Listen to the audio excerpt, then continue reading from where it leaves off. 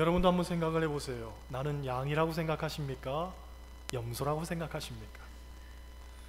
이 질문에 약 90% 이상의 성도들이 자신이 양이라고 대답을 했습니다. 그래서 이번에는 양이라고 대답한 그 사람을 다른 사람들에게 물어봤지요. 저 사람이 진짜 양이 맞습니까? 아니면 염소입니까? 하고 질문을 했더니 약 90%의 성도가 그 사람은 염소입니다 하고 대답했다는 거예요. 즉 대부분의 사람들이 자신은 양이라고 생각하지만 알고 보면 남들에게는 염소일 수 있다는 거예요.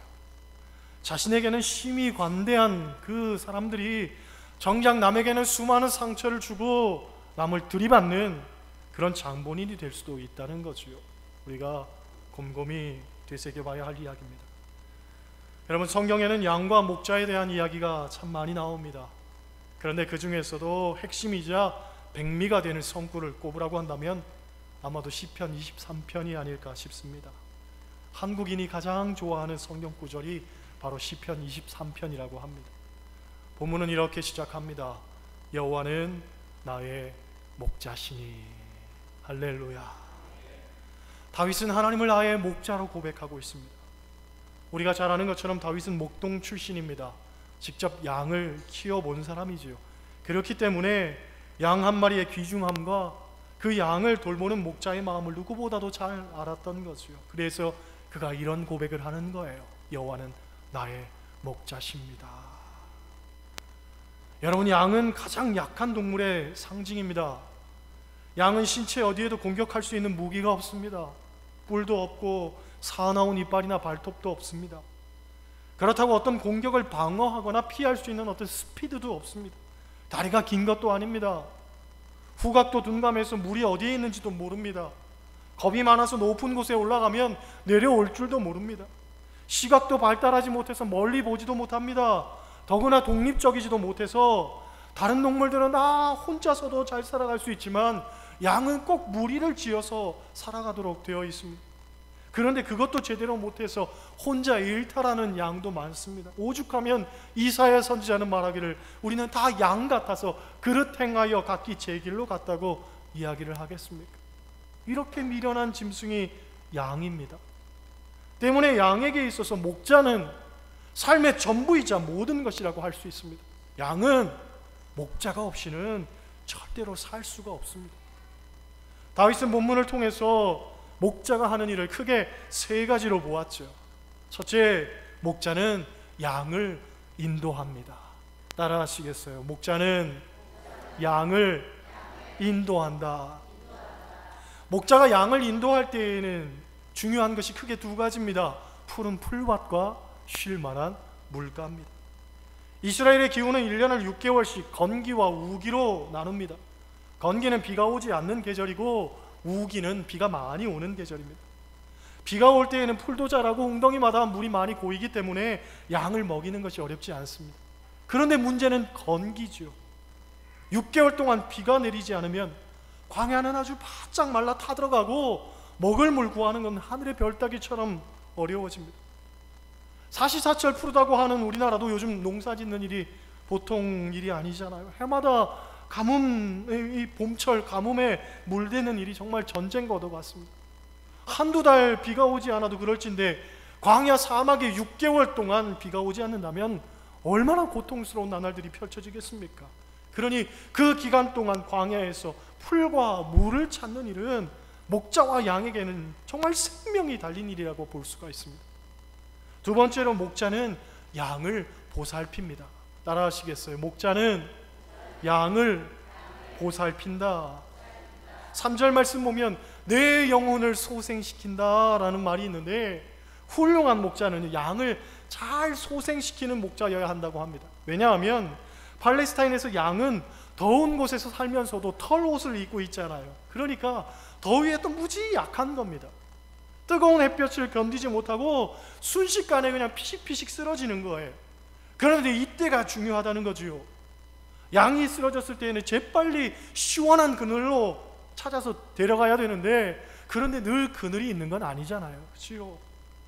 그때는 어떻게 해야 되느냐? 그늘 찾지 못할 때에는 자기의 겉옷을 벗어가지고 허리에 차고 있는 막대기를 지주로 삼아가지고 마치 텐트처럼 그늘을 만들어 놓고서 자기의 물통을 양에게 물을 마시게 한 다음에 양의 목덜미에서부터 시작해가지고 꼬리까지 전신으로 다 마사지를 이렇게 해줘야 된다는 거죠. 그런데 이것이 촌각을 다투는 일이라는 거예요. 조금만 늦어도 양이 죽는 거예요. 열사병에. 때문에 목자는요, 끊임없이 양을 살펴야 되는 거예요. 지친 양은 없는지, 대열에서 이탈하거나 낙오된 양은 없는지, 쓰러진 양은 없는지 계속 살피는 것이 이것이 목자가 해야 되는 일입니다.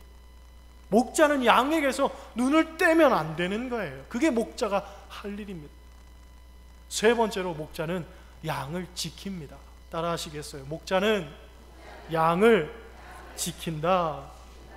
4절 말씀 보면 주의 지팡이와 막대기가 나를 안위하신다 라는 말씀이 있지요. 목자에게 있어서 막대기와 이 지팡이는 용도가 다른 것입니다. 지팡이는 말 그대로 짚을 때 쓰는 것이기 때문에 가볍고 긴 것을 들고 다녔습니다. 반면 막대기는요, 사나운 짐승이를 때리거나 던질 때 쓰는 것이었기 때문에 허리에 차고 다녔습니다. 당시 광야에는 위험한 짐승들이 많았는데 그것들로부터 양을 지키고 보호하는 것이 목자에게 아주 중요한 일이었습니다. 아모스 3장 12절 말씀 보면 목자가 사자 입에서 양의 두 다리나 귀 조각을 건져냄과 같이 라는 표현이 나옵니다. 사자에게서도 건져야 되고, 이사야 31장 4절 말씀 보면 큰 사자나 젊은 사자가 자기의 먹이를 움키고 으르렁거릴 때에 그것을 치려고 여러 목자를 불러왔다 하는 그런 표현이 나옵니다. 사자나 곰이나 늑대로부터 양을 지키고 보호하는 것, 정말 목숨 걸고 해야 되는 그런 일이었거든요. 특히나 맹수들은 밤에 더욱 들끓었기 때문에 밤에도 뜬 눈으로 지새우는 일이 다반사였다고 합니다. 창세기 31장 40절 말씀 보면 야곱이 삼촌 라반 집에서 양을 키울 때 이렇게 말합니다. 내가 이와 같이 낮에는 더위와 밤에는 추위를 무릅쓰고 눈 붙일 겨를도 없이 지냈나이다. 눈 붙일 겨를도 없이 지내는 게 이게 목자의 삶입니다. 이렇게 고통스러운 일을 목자가 하는 거예요. 그래서 성경시대의 목자는 천대받는 직업이었습니다. 너무 힘들고 어려웠기 때문에, 고통스러웠기 때문에 그렇습니다. 그런데 성경은요, 우리 하나님이 목자가 되신다는 거예요. 오직 양을 위해서 자기의 모든 삶을 송두리째 내어놓는 목자, 그분이 하나님이시라는 거예요. 요한복음 10장 11절 말씀 보면 예수님께서 말씀하시기를 나는 선한 목자라. 선한 목자는 양들을 위하여 목숨을 버리거니와 라고 합니다. 양이 뭐라고 자기 목숨을 버린단 말입니까? 그런데 선한 목자는 그래야 한다는 거예요. 그리고 우리 주님이 그렇게 하셨다는 거예요. 여러분, 우리는 연약합니다. 우리는 모자랍니다. 우리는 어리석습니다. 사랑받을 만한 자격도 없고 그렇다고 너무 귀한 존재도 아닙니다. 그냥 흔한 양 한 마리에 지나지 않습니다. 그런데도 목자가 양 한 마리를 위해서 찾고 또 찾고 자기 목숨을 버리면서까지 양을 지키듯이 우리를 사랑하시는 분이 하나님이신 줄 믿습니다. 그분은 졸지도 않고 주무시지도 않고 늘 우리를 지키시고 보호하신다는 거예요. 여러분, 그것을 믿으시기를 소원합니다. 할렐루야. 목자가 해야 할 일이 이렇게나 많고 어려운 반면에 양이 해야 할 일은 딱 하나입니다. 그것이 무엇입니까? 양이 해야 할 일은 목자의 음성을 잘 듣는 겁니다. 양은 목자의 음성을 들어야 합니다. 왜냐하면 이것은 생명과도 연결이 되는 문제이기 때문에 그렇습니다. 양이 목자의 음성을 듣지 않고 아무데나 가버리면 낭떠러지에 떨어질 수도 있고 들짐승에게 잡혀 먹을 수도 있습니다. 목자의 음성을 듣느냐 듣지 않느냐는 이건 생명과도 연결된 중요한 문제입니다. 그런 면에서 양과 목자는 사랑의 관계일 뿐만 아니라 생명의 관계이기도 합니다. 양은 목자에게 생명을 맡기고 살고 목자도 양을 생명 걸고 지키는 거예요. 여호와는 나의 목자시니 라는 고백을 우리가 다르게 생각해 보면 나는 양이라는 거죠. 여러분, 우리는 양인 줄 믿습니다. 하나님을 목자로 둔 우리는 양입니다. 우리의 할 일은 분명합니다. 하나님의 음성을 듣는 거예요. 내가 무엇을 하려고 한다면 그건 어리석은 일이죠. 그릇 행하여 각기 제 길로 가는 것밖에는 안 되는 일입니다. 우리가 해야 할 일은 그분의 음성에 귀를 기울이고 그분의 말씀에 뜻을 분별하며 사는 거지요. 사무엘상 15장 22절 말씀 보면 우리가 잘 아는 말씀이 나옵니다. 순종이 제사보다 낫다 하는 말씀입니다. 그런데 그 뒤에 한 구절이 더 나옵니다. 순종이 제사보다 낫고 듣는 것이 순양의 기름보다 나으니라. 듣는 것이 기름보다 낫다는 거예요. 순종만큼 귀한 게 듣는 것이라는 거지요. 여러분, 우리가 하나님께 우리의 삶을 드리는 것, 예배를 드리는 것, 물질을 드리는 것, 그러나 그것보다 더 중요한 것은 하나님의 말씀을 듣는 일인 줄 믿습니다. 우리가 하나님께 예배하러 나왔다면 마땅히 귀를 열고 하나님의 음성을 들어야 되겠죠. 귀 있는 자는 들으라고 했습니다. 영적인 귀를 열고 하나님의 음성을 들으십시오. 말씀을 듣지 않고 졸거나 산만하거나 부산하게 그렇게 행동하는 일이 얼마나 하나님의 마음을 아프게 하는 일인가 우리가 말씀을 통해서 깨우쳐야 됩니다. 그런데 어떤 사람이 하나님의 음성을 더욱 잘 듣는가 하면 잘 물을 줄 아는 사람이 잘 듣는 사람입니다. 어떤 학생이 공부를 잘하는 학생인가 아이들 가르치는 선생님들에게 물어보면 질문을 잘하는 학생이 공부 잘하는 학생이라는 거예요. 마찬가지죠. 우리도 하나님께 잘 물을 줄 알아야 됩니다. 그래야 하나님의 음성에 또 귀를 열고 들을 줄 아는 거예요. 그렇죠? 그런 면에서 기도가 중요한 거지요. 우리는 기도를 통해서 하나님의 뜻을 묻고 하나님의 음성을 듣게 됩니다. 성경에서 하나님의 뜻을 제일 많이 물었던 선지자가 누구냐면 하박국 선지자입니다. 하박국 선지자는 하나님께 계속 질문을 던지면서 하나님의 뜻은 무엇인가 하고서 물었던 사람입니다. 하나님, 왜 하나님을 잘 믿는 이스라엘 백성들이 하나님을 잘 믿지도 않고 우상 숭배하는 저 바벨론 사람보다 못 사는 것입니까? 하나님을 안 믿는 사람들이 왜 하나님을 믿는 사람보다 더 잘 사는 것입니까?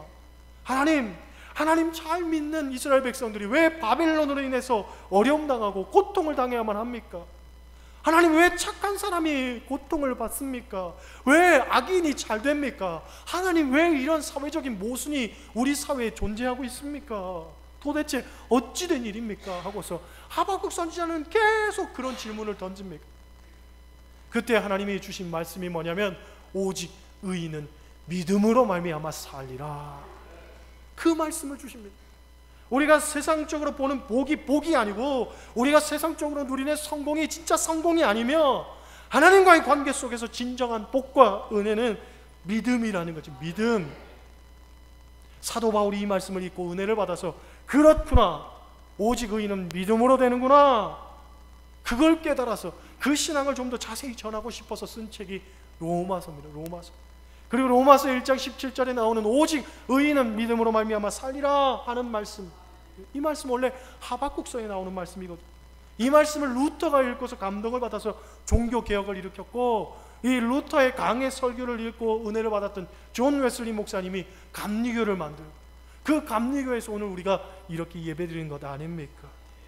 다윗도 항상 하나님께 질문하는 것을 주저하지 않았던 사람입니다. 사무엘하 2장 1절 말씀, 그 후에 다윗이 여호와께 여쭈어 아뢰되, 역대상 24장 10절 말씀, 다윗이 하나님께 물어 이르되, 14장 14절 다윗이 또 하나님께 묻자온데, 계속 묻고 그러면 하나님이 가르쳐 주시고 다윗은 그대로 행하고 그래서 승리하는 삶을 살고, 할렐루야, 이 공식대로 살았더니 하나님께서 다윗을 마음에 합한 자로 인치시고 여기셨다는 거예요. 반면에 사울을 보세요. 그가 왜 망했습니까?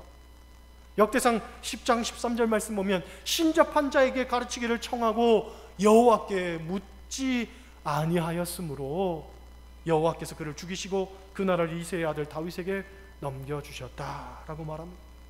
전쟁 앞두고서 사울은 신접한 자, 곧 무당을 찾아갔습니다.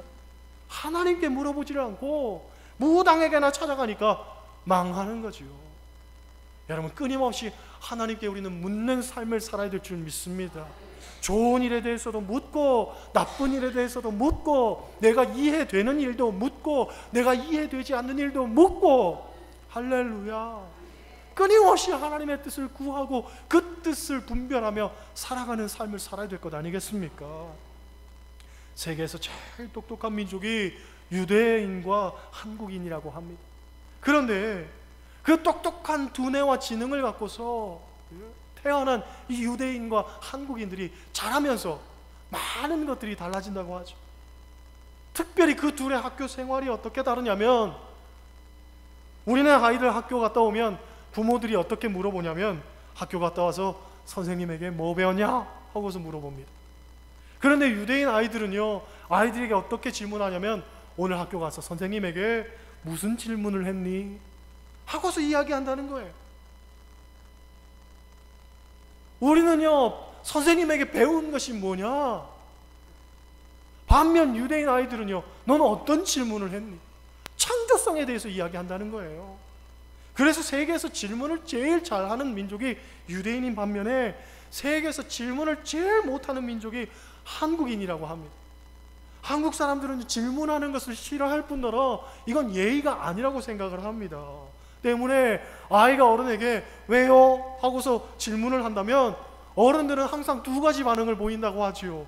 하나는요, 일본요가 왜요다 이놈아, 그러거나 아니면 어른이 얘기하면 그런 줄 알아, 머리에 피도 안 마른 놈이 왜 묻고 그래? 그리고선 야단을 친다는 거죠. 그래서 이제 신앙적으로도 우리는 하나님께 질문하는 것을 너무 못합니다. 질문을 못하니까 대답도 못 듣는 거죠. 그렇잖아요. 하나님 믿는다고 하면서도 하나님 말씀 듣기보다는 자기 중심적으로 해석하고 내 요구만 관철시키려고 하고 내 말만 말이라고 떠들고는 하나님의 뜻에는 전혀 관심이 없단 말이지요.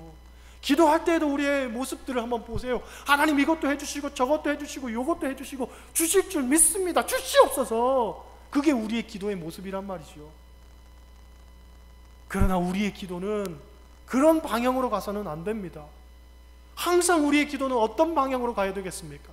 하나님의 뜻은 무엇입니까? 하나님의 뜻을 가르쳐 주옵소서. 그리고 내 뜻대로 마시고 하나님 뜻대로 되기를 원하나이다. 주님께서 그런 기도하신 것 아닙니까? 그렇잖아요.